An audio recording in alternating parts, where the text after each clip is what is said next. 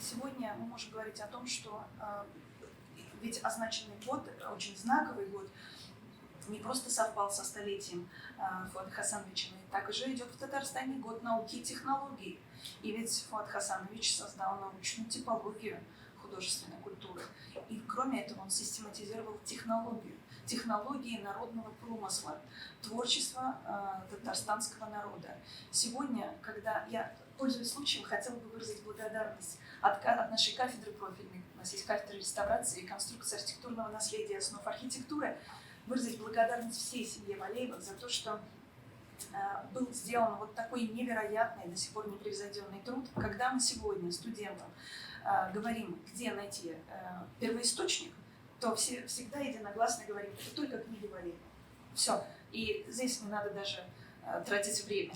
Действительно, это сегодня остается нашим учебником на годы. Мы с большим пиететом в нашем вузе относимся к творческим династиям. Они есть в нашем вузе, мы их поддерживаем, всегда с уважением относимся. И сегодня мы видим также продолжение этой творческой династии. Действительно, Гузель Фуадовна достойно несет флаг своего отца.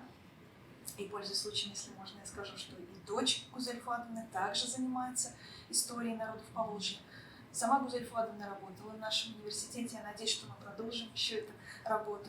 И по отзывам обучающихся, это был великолепный авторский курс истории народов Поволжья. И наш профильный заведующий кафедрой, профессор Айдарова Галина Николаевна, она считает, что это действительно основатель научной школы.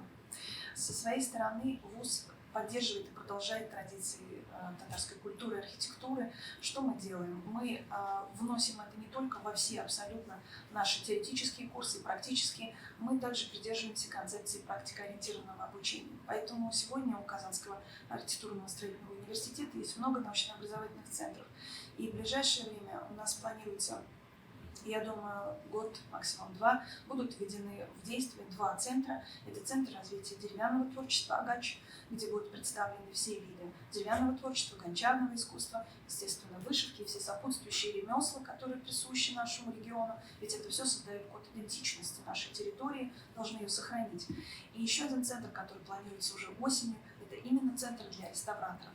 Мы надеемся, что вы посетите наш центр, потому что это будет именно то открытое пространство, которое позволит обмениваться опытом и сохранять все наше наследие.